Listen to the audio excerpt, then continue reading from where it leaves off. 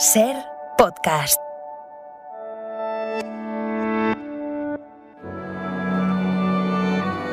Bienvenidos a Sucedió una noche, un programa dedicado al mejor cine de todos los tiempos.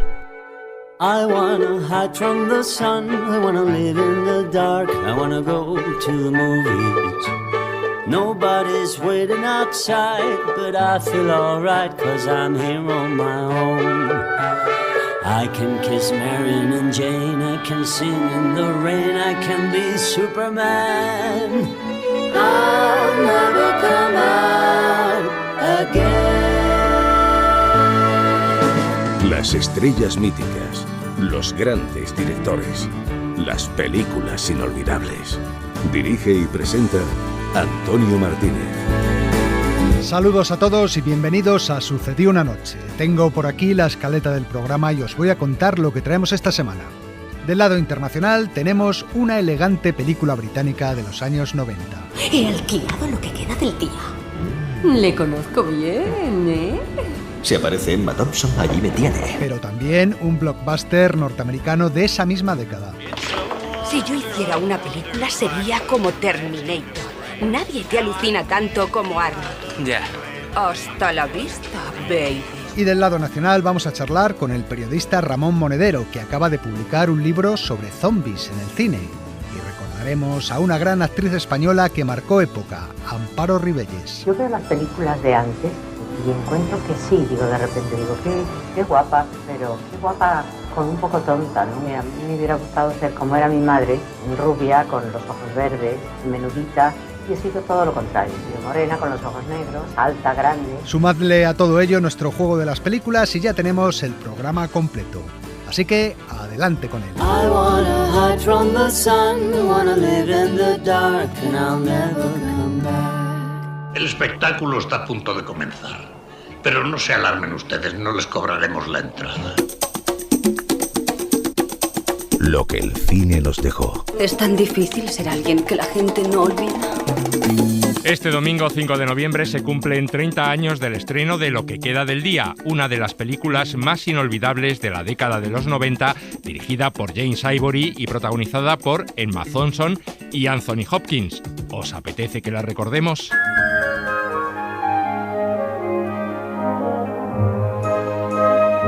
El director norteamericano James Ivory y el productor indio Ismail Merchant formaron una de las sociedades más curiosas e improbables de la historia del cine, dando pie a más de 25 películas, algunas de ellas verdaderos clásicos. A esta pareja habría que sumar como tercer vértice a la escritora alemana Ruth Praver-Javala, que se encargó de convertir en guiones las adaptaciones literarias que Ivory y Merchant solían hacer en sus películas. James Ivory. Ella ha escrito muchas novelas y relatos que han sido aclamados y premiados. Es como una roca que nos da seguridad. Es capaz de mirar frente a frente el trabajo de escritores como Henry James o E.M. Forster y no le asusta cambiar una frase, inventar algo nuevo o deshacerse de parte del relato. El cine de Ivory y Merchant se especializó en producciones de época muy cuidadas estéticamente y mucho más cercanas a la elegancia británica que al mundo de Hollywood. Los dos trabajaban ajenos a las modas o a los intereses comerciales y siempre fieles a su estilo personal. Me da igual ver lo que fuera, mi visión es interior. Aquí cantan los pájaros, aquí el cielo es azul y despejado. Aunque su asociación había comenzado en los años 60, década en la que crearon su productora, fue en los años 80 cuando lograron el éxito internacional, gracias a películas como Las Bostonianas, Maurice o Una habitación con vistas. Bajo ningún concepto, las vistas sobre el ar no son tuyas. No sé por qué discutimos si no tenemos vistas, solo un patio interior. Yo tengo vistas, yo las tengo y también mi hijo. Si desean nuestras habitaciones, podríamos intercambiarlas. Un éxito que se prolongaría también en la primera mitad de la década de los 90. Una vez estuvieron a punto de derribar Hogwarts, eso me habría matado. La casa es mía, me la dejó en herencia mi hermano, que murió en la India. Regreso a Hogwarts End fue otra de sus grandes películas, ganadora de 3 Oscar en 1992. En ella destacaba la buena química entre sus dos estrellas principales, Emma Thompson y Anthony Hopkins, pareja que repetiría protagonismo al año siguiente en Lo que queda del día. Anthony Hopkins. Si trabajas con alguien con quien te gusta estar, la buena química es casi segura, es así de sencillo. Y ella me gusta porque es una gran actriz, tiene un gran sentido del humor sobre ella misma y sobre todo, es encantadora, generosa y muy sexy.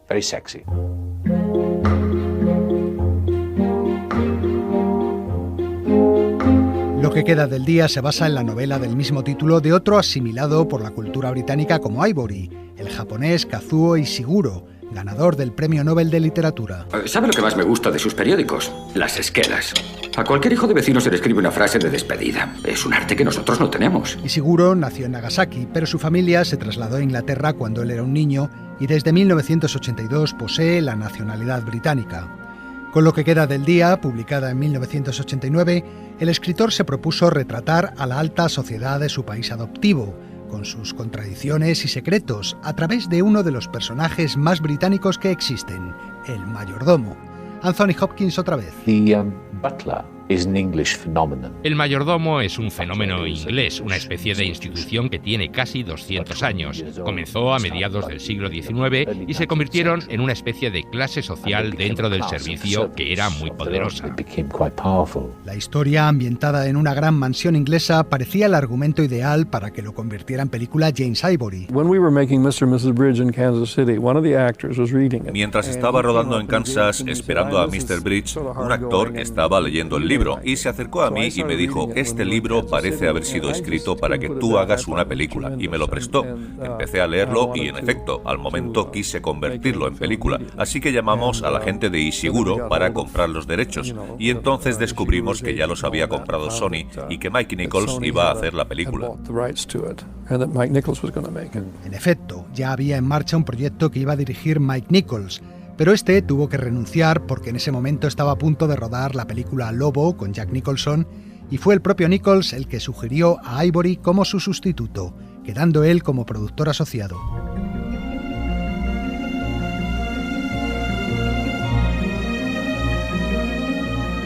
En Lo que queda del día, Anthony Hopkins es la viva estampa del mayordomo inglés que todos imaginamos. Traje negro, con cuello duro, pelo engominado. Un hombre serio y de modales exquisitos que está completamente entregado a un trabajo que considera más grande que él mismo. No sé si se comprende lo que hace falta para ser un gran mayordomo. Dignidad, eso es lo que hace falta. Exacto, dignidad. Esa es la definición oficial dada en la publicación El Caballero del Caballero. Un gran mayordomo debe poseer dignidad. De acuerdo con su condición. Para asesorar a Hopkins en su interpretación se contrataron los servicios de Cyril Dickman, un mayordomo profesional que desempeñó durante 50 años su trabajo en el Palacio de Buckingham. Ah, Stevens. Buenos días, señor. Lord Halifax quedó impresionado por la plata. Le dije que era obra suya. Le felicita por ello. Buen trabajo. Gracias, señor. Según Anthony Hopkins, este hombre le explicó que la mayor virtud de un mayordomo era lograr pasar totalmente desapercibido, como si fuera invisible. En la biblioteca, y no hace falta que lo confirme, están el primer ministro, el de Asuntos Exteriores y el embajador alemán. ¿Tiene idea de qué están hablando? Me temo que no, señor. Y dígame, ¿no le importa en absoluto? ¿No siente la menor curiosidad? No me corresponde ser curioso en estos asuntos. El mayordomo que interpreta a Anthony Hopkins dirige como un general al ejército de sirvientes que trabaja para un lord en una gigantesca mansión británica. Imagínense a la cabeza de un batallón, incluso aunque solo llene las bolsas de agua caliente. Cada uno de ustedes tiene su cometido particular. El metal pulido, la plata brillante, la caoba reluciente, como un espejo. Esa será la bienvenida que daremos a esos visitantes extranjeros para que sepan que están en Inglaterra, donde el orden y la tradición aún prevalecen. En este ejército de criados hay también una ama de llaves, papel que interpreta Emma Thompson. Una buena ama de llaves es esencial en una casa como esta, donde se decide en grandes asuntos entre sus paredes. La mayor parte de la acción transcurre en los años previos a la Segunda Guerra Mundial, y el lord, para el que trabajan los protagonistas, mira a los nazis con buenos ojos. Pero no veo cómo podemos asociarnos ahora con los alemanes. Con el partido nazi, cuando ellos han roto y pisoteado todos los tratados y se han convertido en una amenaza peor que nunca para toda Europa, por no mencionar su brutal dictadura interior. Querido muchacho, cuando estuve en Berlín pude ver por fin a un pueblo alemán feliz, con empleo y pan, orgullo por su patria y amor por su líder. ¿Y qué hay de los judíos? El mayordomo no juzga lo que hace su señor, piensa que son cosas que no le conciernen. He oído cosas muy turbias, señor Stevens, muy turbias. Yo no oigo nada, señor Ben. Escuchar las conversaciones de los caballeros Me distraería de mi trabajo. Pero inevitablemente le acabarán afectando. ¿Está diciendo que Irma y Elsa van a ser despedidas porque son judías? ¿Se da cuenta de que si no tienen trabajo pueden devolverlas a Alemania? Eso no está en nuestras manos.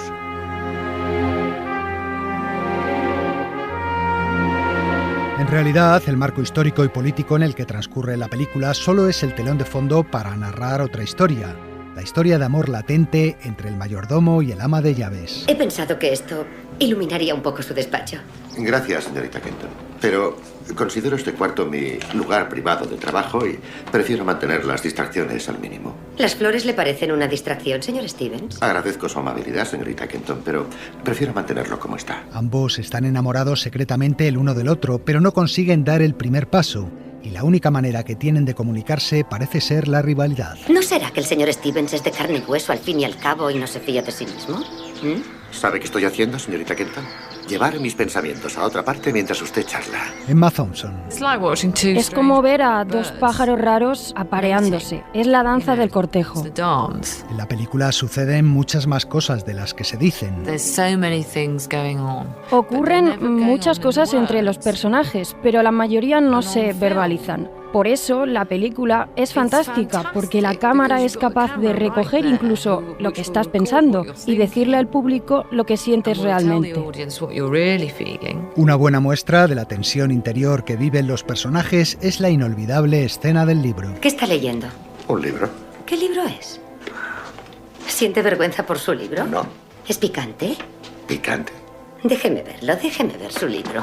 Déjeme solo, señorita Kenton. ¿Por qué no me enseña su libro? Este es mi tiempo privado. Lo está usted invadiendo. Ah, con que sí. Está ese hombre por el que se siente profundamente atraída y que lleva una armadura que ella no puede penetrar. Así que intenta conseguir algún tipo de reacción por su parte. Leo estos libros, cualquier libro, para desarrollar mi dominio y conocimiento del idioma. Leo para ampliar mi educación, señorita Kenton. Debo pedirle, por favor, que no perturbe los pocos momentos que tengo para mí mismo. Lo que queda del día es la crónica de un fracaso, una historia sobre lo irrecuperable del tiempo perdido. Es en realidad sobre todos nosotros, sobre las decisiones que tomamos, los errores que cometemos, la soledad, el autoengaño. Es algo que nos pasa a todos. Si nos aislamos para tratar de evitar el dolor, evitamos también la vida. Anthony Hopkins da vida a un personaje solitario y reprimido que renuncia al amor e incluso a la propia identidad por su autoexigencia profesional. Su padre ha fallecido hace 4 minutos. Entiendo. Lo siento muchísimo. Sí. ¿Quiere subir a verle? Ahora estoy muy ocupado, señorita Kenton. Dentro de un rato, tal vez. Mi padre desearía que siguiera con mi trabajo. No puedo defraudarle. En papeles secundarios también nos encontramos con otros actores británicos como Hugh Grant, Lena Headey o Ben Chaplin, con una aportación llegada del otro lado del océano. Milord, Mr. Lewis, el caballero americano, ha llegado. Este americano es el malogrado Christopher Reeve, el actor de Superman, en una de sus últimas películas antes del accidente que le dejó tetrapléjico. Reeve interpreta a un millonario que acaba comprando la mansión con su mayordomo incluido. ¿Cuándo vio el mundo por última vez, Stevens? Bueno, en el pasado el mundo venía a esta casa, por así decirlo, si me permite la expresión, señor. ¿Y por qué no sale cuando yo esté en Londres? Coja el coche, coja el Daimler. Dios mío, señor, ¿no podría hacer eso? Usted y ese Daimler hacen buena pareja. Lo que queda del día fue nominada en 1994 a 8 Oscar, incluidos los de Mejor Película, Mejor Director y Mejor Actriz para Emma Thompson y Mejor Actor para Anthony Hopkins. Sin embargo, no ganó ninguno. Su señoría ha tomado esa decisión. No hay nada que usted y yo podamos discutir. Y es que aquel año fue el año de La lista de Schindler y de Tom Hanks por Filadelfia y Holly Hunter por El piano. Lo que queda del día se convirtió en el mayor éxito comercial de la carrera de Ivory y Merchant, pero curiosamente a partir de entonces comenzó su declive. En los años siguientes rodaron otras buenas películas, pero de mucho menor éxito, como Jefferson en París, La Copa Dorada o La Condesa Rusa. ¿Esta señora es rusa? Es la condesa Sofía Alexeyevna Belinskaya. Ismail Merchant falleció en 2005, Ruth Praver en 2013 y Ivory tiene en la actualidad 95 años y está retirado. En 2018, a sus 89 años, se convirtió en la persona de mayor edad en ganar un Oscar, en su caso por el guión adaptado de la película Call Me By Your Name.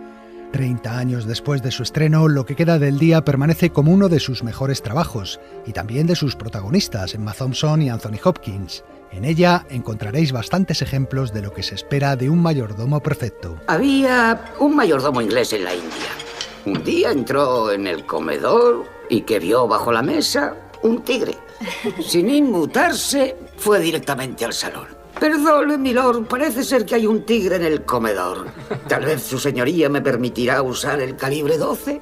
Siguieron tomando su té y entonces sonaron 3 disparos. Y cuando el mayordomo volvió para rellenar las teteras, dijo, más fresco que una lechuga: la cena se servirá a la hora habitual, milord. Y me complace decir que no quedará ninguna huella perceptible del reciente suceso llegado ese momento.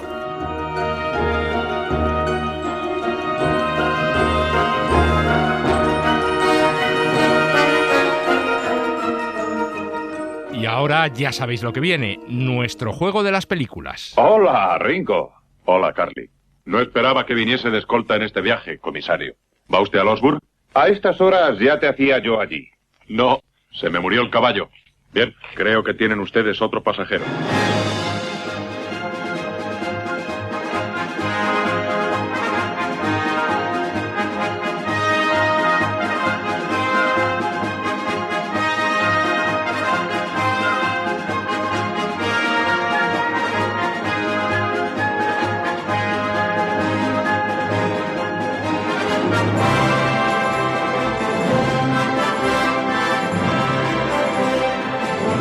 ¿Creéis que vuestro padre es un chiflado? Te has puesto el jersey del revés.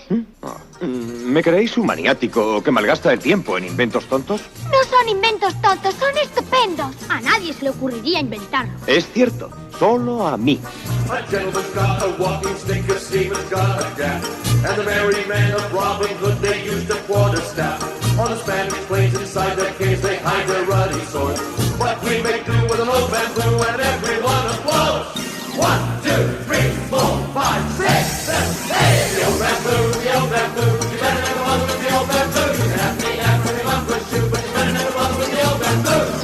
Aquella noche, por primera vez en 20 años, me volvieron a la cabeza imágenes de la guerra del Líbano. Pero no solo del Líbano, sino de Beirut Oeste. Y no solo de Beirut, sino de la matanza en los campos de refugiados de Sabra y Shatila.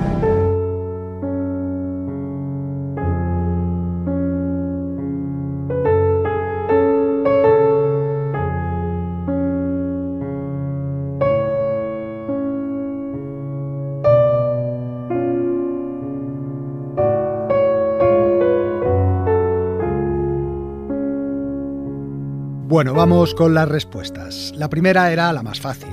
En el diálogo asistíamos al momento en que John Wayne subía a la diligencia de... La Diligencia, obviamente, la película de John Ford que tenía música de Gerard Carbonara.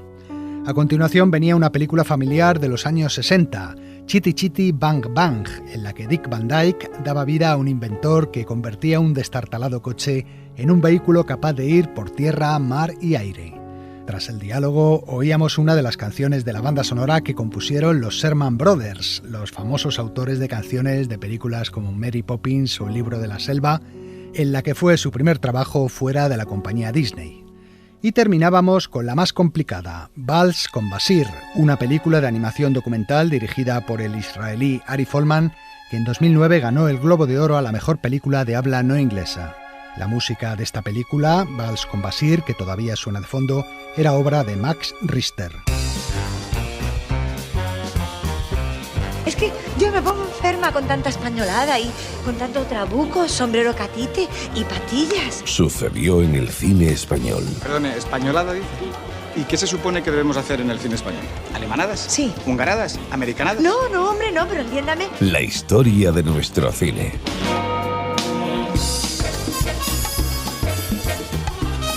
El próximo martes 7 de noviembre se van a cumplir 10 años desde que nos dejara Amparo Rivelles, una de las actrices más importantes de los años 40 y 50, que marcó toda una época en la historia del cine español. Nosotros queremos rendirle tributo recordando su vida y su carrera de actriz.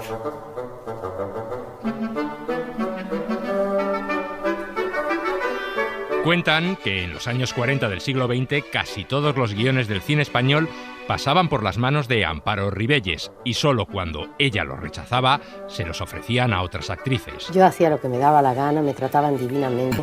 Tenía un contrato fabuloso donde podía elegir el director, el protagonista, el operador, el argumento, cosa que no hacía porque como siempre me proponían lo mejor de lo que había en aquel momento, no tenía nunca que hacer valer mis derechos de contrato, ¿no? A mí me ofrecían una película que no me gustaba y no la hacía. Su nombre era el mejor reclamo para llenar los cines y su cara estaba en todos los afiches, carteles y portadas de revistas, hasta en los cuadros. Me lo hizo un gran amigo mío, Julio Romero de Torres. ¿Y usted era así? Yo me comía el mundo, niña.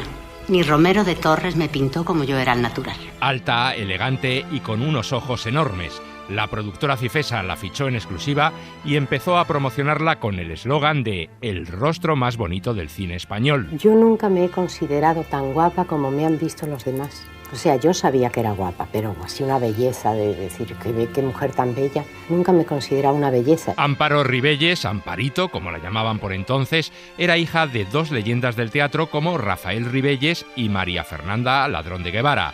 Era también hermana de Carlos Larrañaga y por lo tanto tía de los hoy actores Amparo Larrañaga y Luis Merlo. Por una parte sí es muy importante llevar unos apellidos como los míos, ¿no? Pero por otro es un hándicap también porque te exigen mucho más que a cualquier otra persona que no tenga esos apellidos. Sus padres se separaron pronto y la niña se crió entre las bambalinas de los teatros donde actuaba la compañía de su madre. Conocerá usted Madrid. Para una mujer como usted es el centro natural.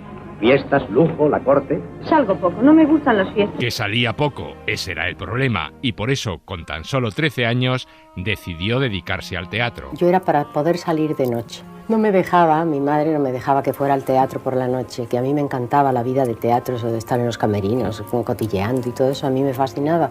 Pero por la noche, pues mi madre decía, nada, por la noche la niña se acuesta. Entonces, para que me dejaran salir de noche, pensé que lo mejor era trabajar en el teatro y entonces no tenía más remedio que dejarme ir al teatro.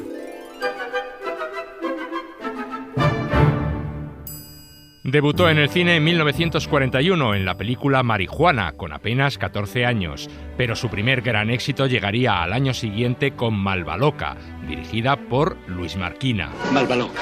Leonardo. Ven conmigo, Malvaloca. Te esperan mi hermana, mi casa y mis brazos. Contigo, sí. Cuando no me quieras me mata, pero mientras contigo. Yo le tengo mucho cariño a la Malvaloca porque me dio dos grandes éxitos en teatro también. Cumplí 15 años haciéndola. Y es un personaje de una mujer de 30 y tantos, muy vivida, muy corriente, una prostituta. En Malvaloca coincidió por primera vez con Alfredo Mayo, la gran estrella masculina del cine de aquellos años, con la que formaría pareja y rodaría varias comedias como Un caballero famoso o Deliciosamente tontos. ¿Preocupada? Regular. ¿Me acaban de echar una regañina? Y a mí también. Temen que nos enamoremos. Qué tontería. ¿Tontería por qué? Dime. Me tiene usted miedo.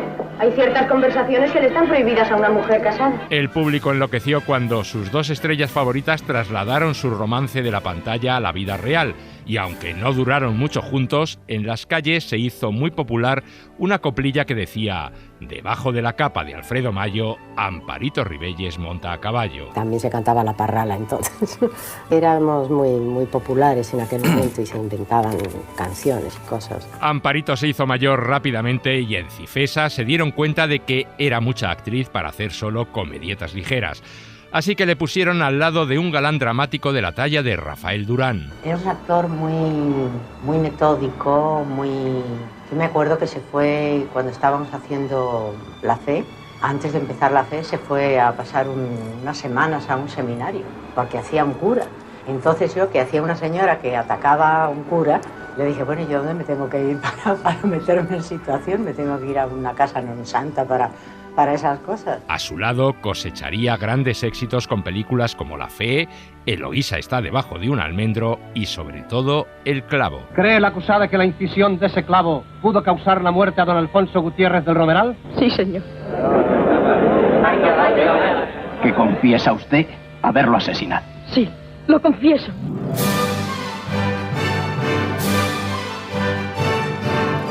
Por entonces, en torno a la actriz, empezó a forjarse otra leyenda. Es una gran mujer.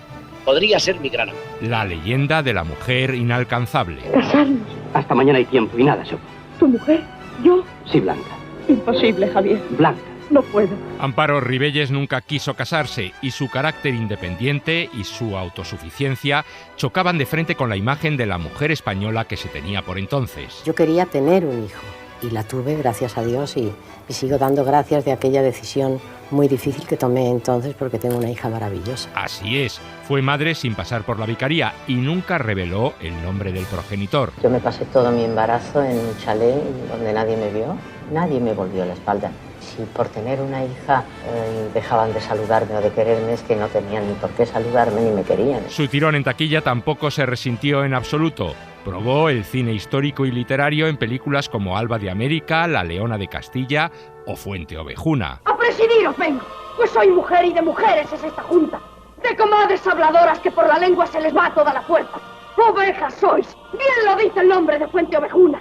¡Gallinas! Vuestras mujeres dejáis que otros hombres gocen. Grandes decorados, grandes repartos. Yo no reniego de ninguna de esas películas. Las he hecho muy a gusto y lo he pasado muy bien y estoy encantadísima de haberla hecho y de haber participado en esa época de oro del cine español. Incluso estuvieron a punto de llevársela a Hollywood. A Rafael Durán y a mí nos ofrecieron una proposición, un contrato, pero era un contrato por 7 años. Los 3 primeros eran para dominar el inglés.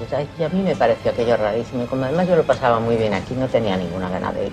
Entonces él tampoco se decidió y no fuimos ninguno de los dos. Su aventura hollywoodiense no salió, pero Amparo pudo desquitarse en parte con un pequeño papel en Mr. Arkadin, la película de Orson Welles rodada en España. ¿Por qué supone que yo sé algo de esas cosas? Algunos compatriotas suyos refugiados me han sido útiles para saber lo que quería. Sí, es cierto. Durante un año o cosas así, tuve ocasión de ver algunas de esas cosas y no eran tan agradables como puede usted creer.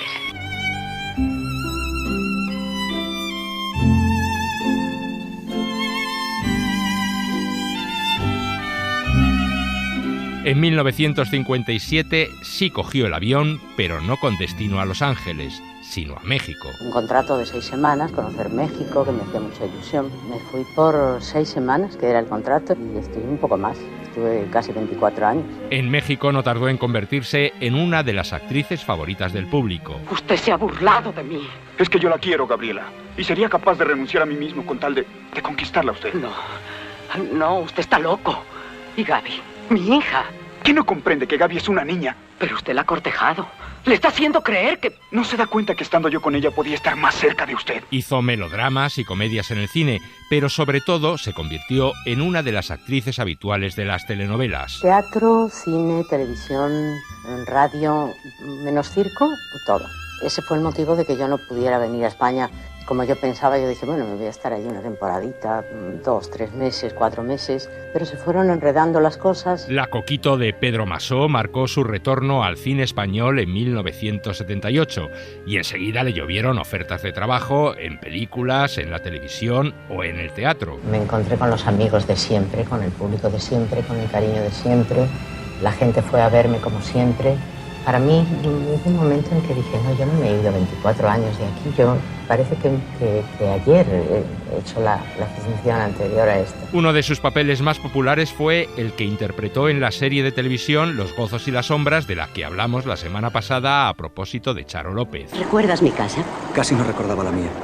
Quizá me quede poco tiempo. Es natural. ¿Qué vas a hacer en Puebla Nueva? Este es el último rincón del mundo. Amparo Ribelles hacía teatro y televisión sobre todo, pero sin dejar de un lado el cine. En los 80 la vimos en películas como Soldados de plomo, Esquilache o Hay que deshacer la casa, por la que ganó el Goya a la mejor actriz de reparto. Tú sabes que aquí en España hubo una guerra, ¿no? Algo he oído. Bueno, pues había gentes de derechas y gentes de izquierdas. Progres y fachas. Bueno, pues mi padre y mi hermana eran fachas, y tu padre y el padre de tu padre eran progres. Progre mi padre. Sí, parece ser que no había hecho la primera comunión o algo por el estilo. Bueno, total, que mi hermana y tu padre se enamoraron, y mi padre, que era un ogro, pues la metió interna. Una película que tuvo mucho éxito ya en la década de los 90 fue El día en que nací yo, protagonizada por Isabel Pantoja. Es que yo soy artista, ¿sabote? No, sí, no hay más que verla. Y yo de eso entiendo un poco. Yo también lo fui.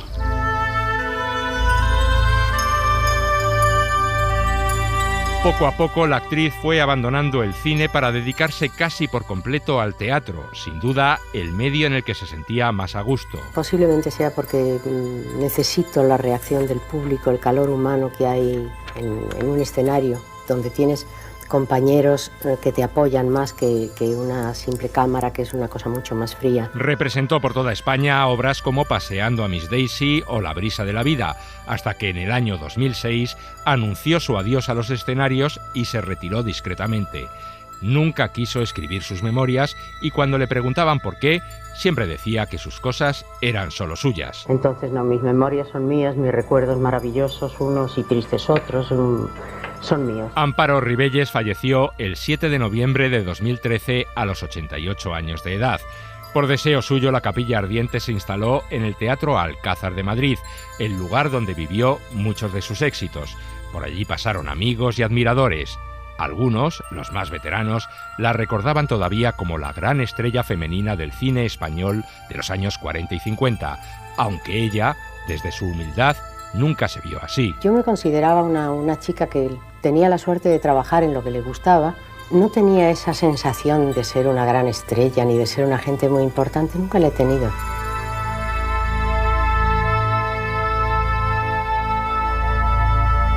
Sucedió una noche. El cine clásico en la SER. Si ese avión despega y tú no estás a su lado, te arrepentirás. Tal vez no hoy ni mañana, pero sí muy pronto y para el resto de tu vida. El cine de su vida. Es de Casablanca. Toda mi vida he estado esperando decirlo. Acabamos de pasar la noche de Halloween y el Día de Todos los Santos, unas fechas ideales para el cine de terror. Hoy os traemos un libro muy adecuado para este tiempo.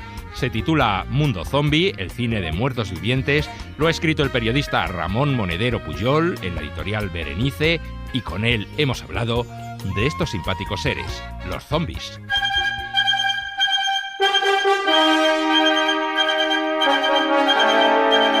La tradición zombie viene en realidad de Haití, de la religión vudú. Hubo un periodista norteamericano, William Seabrook, si no recuerdo mal, que fue a Haití a estudiar esta religión y que de hecho publicó un libro que ahora se puede encontrar, que se titula La Isla Mágica. En Haití hay supersticiones que trajeron los nativos de África. Algunas de ellas se remontan a los tiempos del antiguo Egipto. E incluso más a países que eran antiguos cuando Egipto aún era joven. El concepto zombie ya existía, pero no era popularmente conocido. Él lo dio a conocer popularmente. Y bueno, el zombie ahí era una persona teóricamente muerta que gracias a un brebaje de una curandera conseguía revivirlo y solía ser utilizado para trabajar en plantaciones de azúcar. ¿Qué es eso? Es un funeral, mademoiselle. Tienen miedo de los hombres que roban cuerpos de hombres y cavan las tumbas en medio de la carretera por donde pasa la gente constantemente. Oficialmente la primera película de zombies es La Legión de los Hombres Sin Alma, que además fue una película que Universal hizo aprovechando los decorados de Drácula. Vio que tenía Lugosi en nómina y dijo, pues venga, vamos a hacer una película de zombies. ¡Zombies! ¡Olé, Vit! ¡Olé! Con esta base se hicieron varias películas. Yo anduve con un zombie e incluso The Reptile, de la Hammer. Y todas estas películas eran, ya te digo, había un brujo que era el malo de la película y los zombies, bueno, pues se levantaban y hacían lo que el brujo le mandaba y ya está.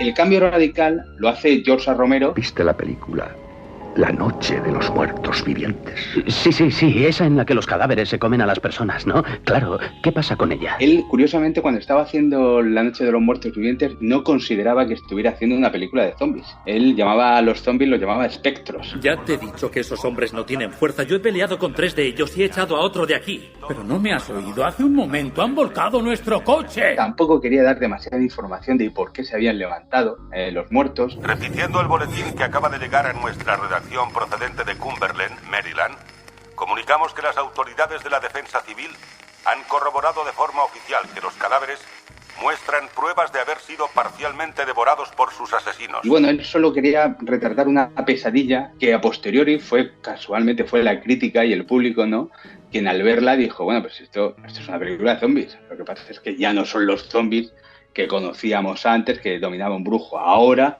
son zombies que se levantan para alimentarse de carne humana, lo cual era pues bastante más escabroso. Lo cual también encaja con una época del cine que tiene cierto sentido, ¿no? Porque fue el momento en el que el cine gore empezó a asomar, se empezaron a hacer películas sanguinolentamente salidas de tono, y bueno, pues dentro de eso tenía cierta cabida y cierta lógica que se llegara a ese punto.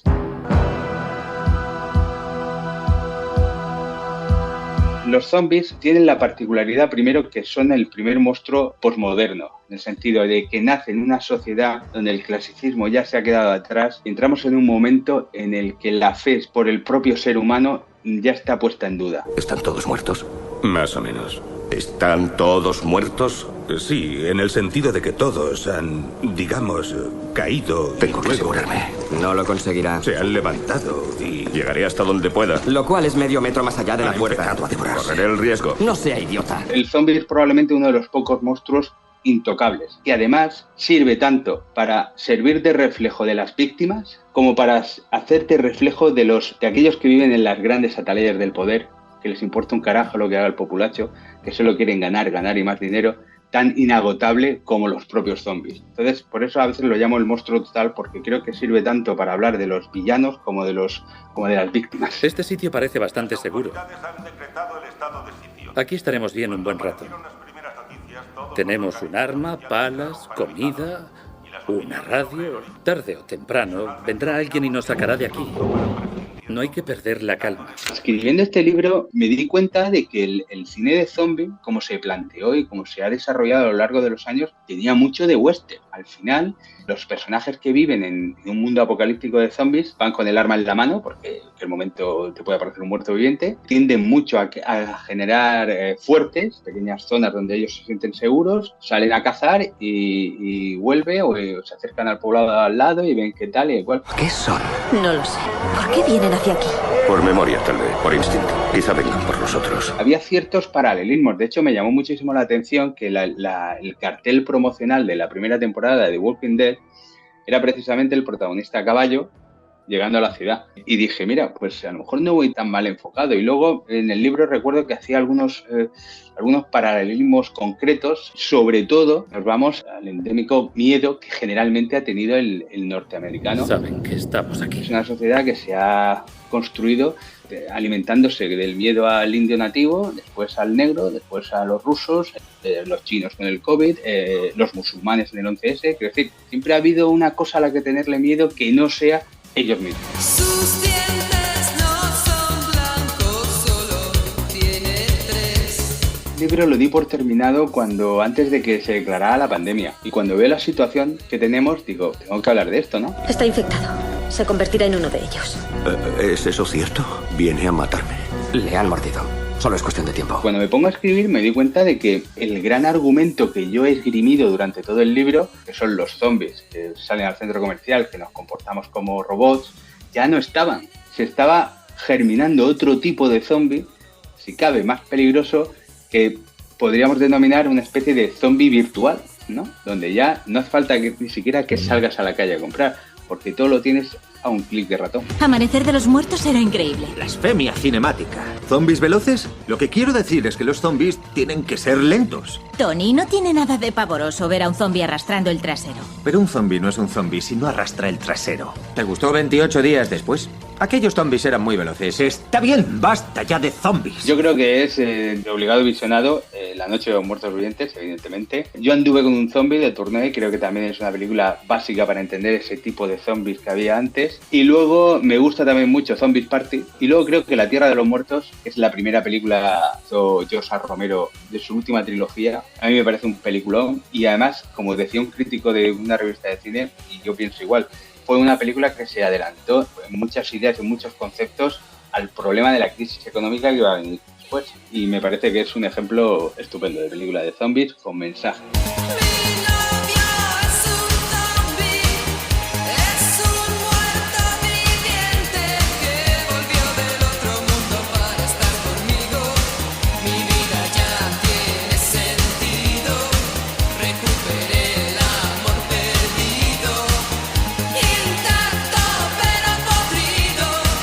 Sucedió una noche.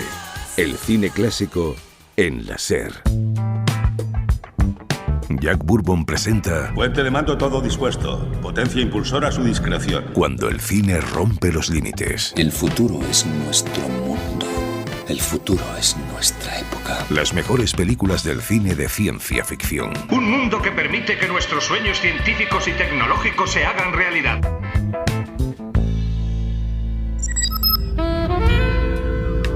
¿Qué tal, amigos? El tópico dice que nunca segundas partes fueron buenas, pero esto no siempre es así.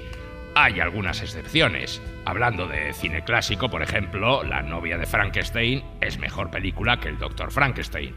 Y en el caso del Padrino y El Padrino segunda parte, podíamos dejarlo en empate. En el terreno de la ciencia ficción hay secuelas como la posapocalíptica Mad Max 2 que superan claramente a la primera película, una simple serie B violenta. Y para algunos fanáticos de Star Wars, El Imperio contraataca es aún mejor que La Guerra de las Galaxias. James Cameron es un director al que le gusta jugar en este campo de las excepciones. Su película Aliens, el regreso, no desmerecía al primer Alien de Ridley Scott y hay gente que prefiere el segundo Avatar al primero. En el caso de la película que os traigo hoy, la superioridad de la secuela es clara. Terminator 2 no solo ha envejecido mucho mejor que el primer Terminator, sino que resultó mucho más entretenida y comercial, además de suponer un gran avance en el terreno de los efectos especiales.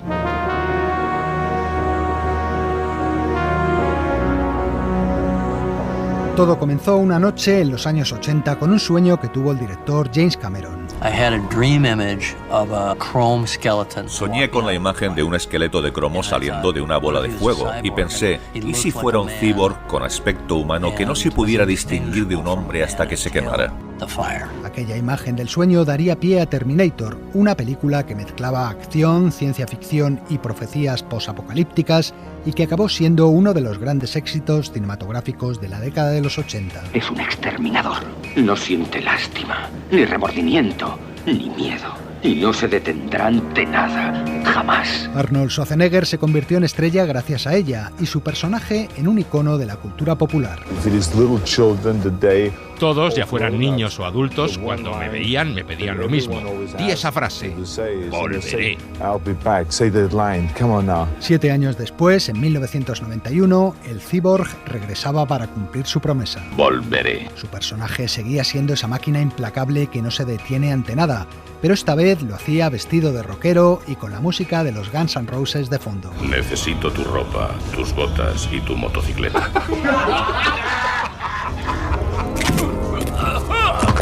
¡Ayúdame!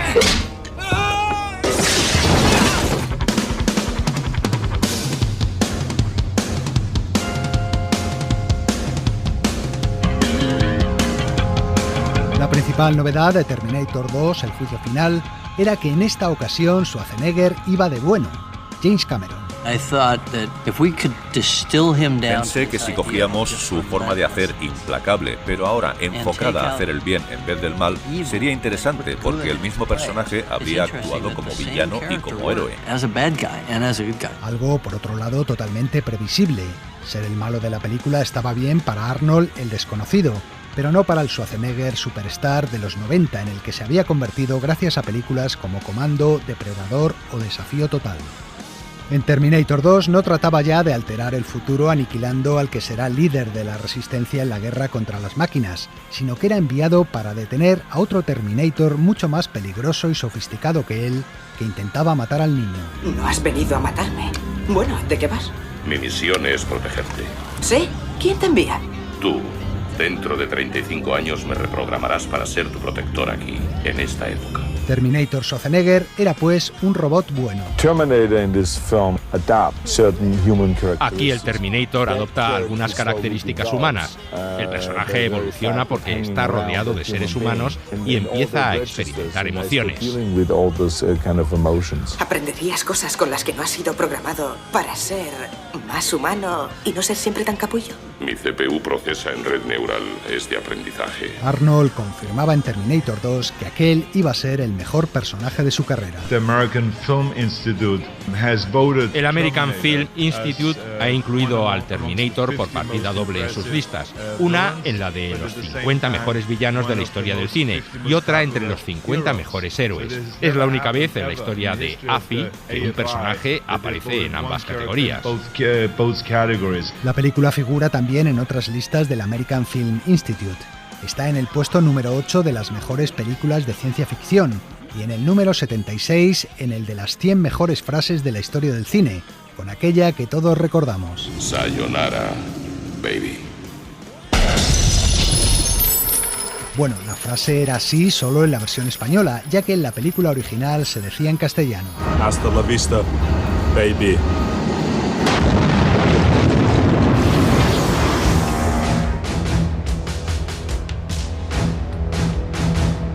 El papel de villano corría a cargo de Robert Patrick, un actor poco conocido hasta entonces que había aparecido en la segunda parte de La Jungla de Cristal. Y ese otro tipo es un Terminator como tú, ¿no? Es un T-1000, un prototipo más moderno. Una polialeación mimética.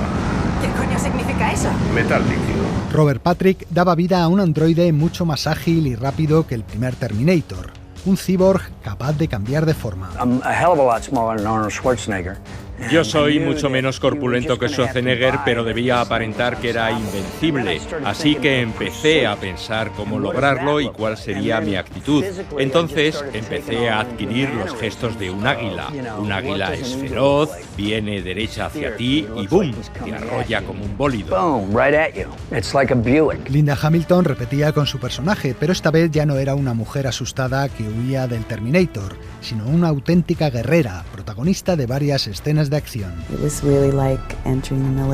Fue como ir al ejército y aprender a cambiar mi forma de pensar sobre la violencia, pero era importante para interpretar a la nueva Sarah Connor. Recibí clases de manejo de armas, técnicas de combate, judo.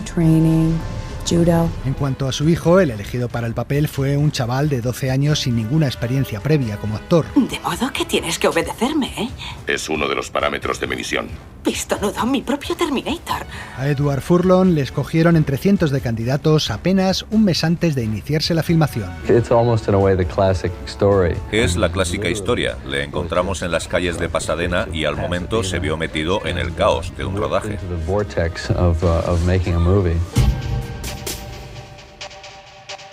En su momento, Terminator 2, El juicio final, fue la película más cara de la historia, con un presupuesto de $102 millones, 15 veces más de lo que había costado la primera entrega. De ese presupuesto, 6 millones fueron para James Cameron y 12 para Arnold Schwarzenegger, que invirtió el sueldo en la compra de un jet privado. Tengo datos precisos. Pues, por ejemplo, dado que en la película solo pronunciaba 700 palabras, podemos decir que cobró $21.500 por cada palabra que dijo. O sea, 4 palabras, unos 85.000 por el hasta la vista, baby. De esta forma, Arnie se convertía en el actor mejor pagado de la historia.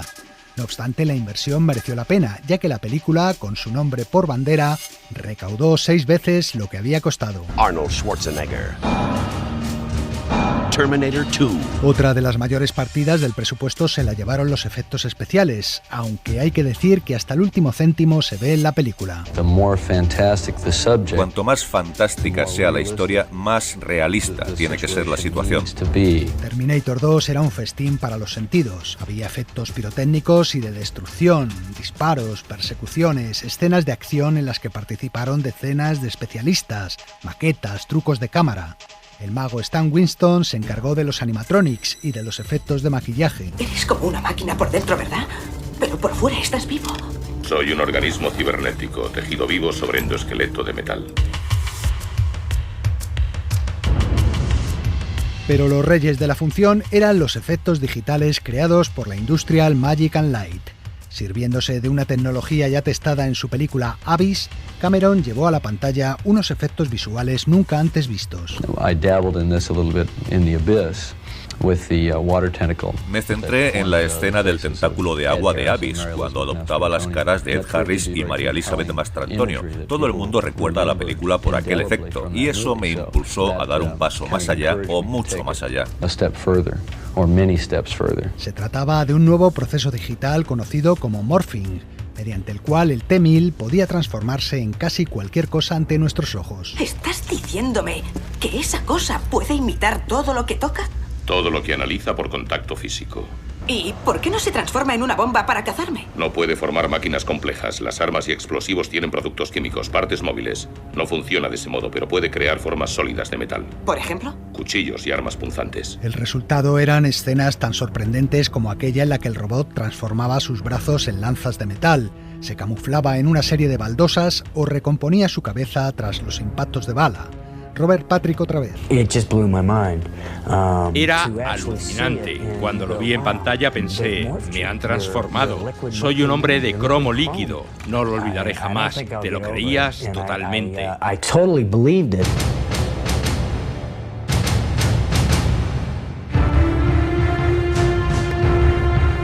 Terminator 2 también marcó la pauta para el cine de acción de la década, indicando el camino a títulos que vendrían después como Speed, Mentiras arriesgadas o La Roca.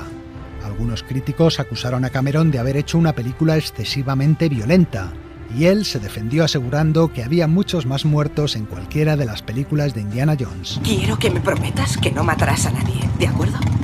Bien. Si echamos números, comprobamos que es cierto. En Busca del Arca Perdida se ve morir a 66 personas, mientras que en Terminator 2 el parte de bajas es de 22 muertos, 14 heridos por contusión o arma blanca y 13 heridos de bala, ya que Schwarzenegger tiene prohibido matar y suele tirar a las piernas. ¿Qué demonios estás haciendo? ¡Maldito cabrón! ¡Mi rodilla! Vivirá. Los efectos digitales de Terminator 2 tan solo ocupaban 5 minutos de metraje, pero marcaron un hito en la historia de los efectos especiales. Estos efectos generados por ordenador no eran nuevos, ya se habían utilizado antes en películas como Tron o El secreto de la pirámide, pero por primera vez se fundían perfectamente con la interpretación de los actores reales, llevando a la ciencia ficción y al cine mismo a un nuevo nivel.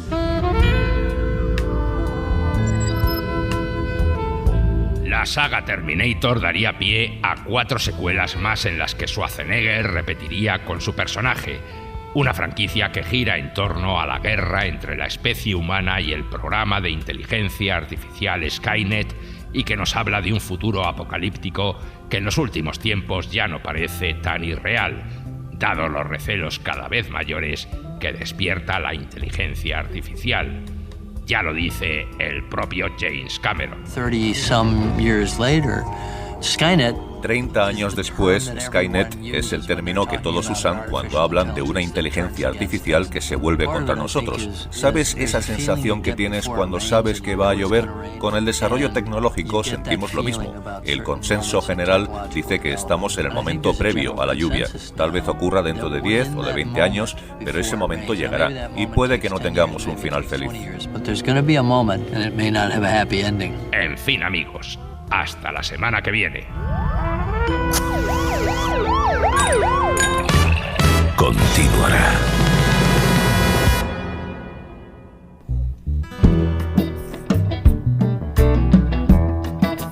Pues esto se ha acabado. Hoy va a cerrar el programa el gran Eric Clapton con una versión del tema musical de Johnny Guitar, la película de Nicholas Ray que en su día protagonizaron Joan Crawford y Sterling Hayden.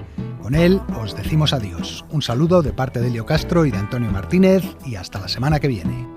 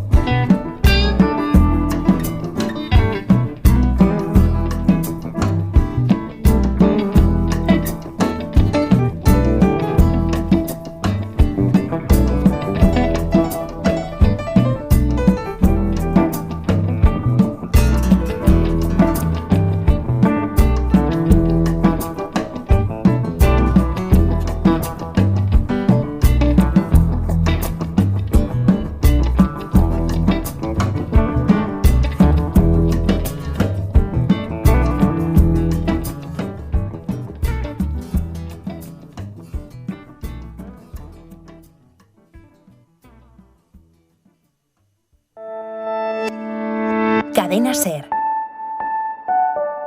La radio.